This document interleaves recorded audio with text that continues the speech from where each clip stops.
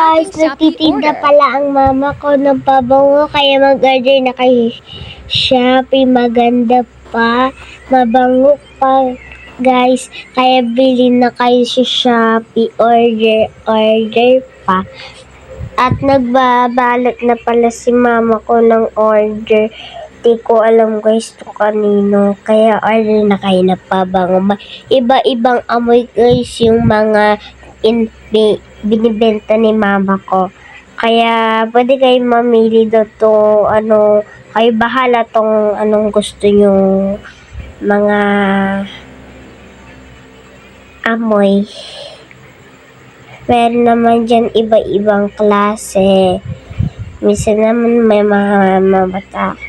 matapang po dyan na pabango. Pwede naman po kayo sa mga iba po kung gusto nyo pong matapang na pabango.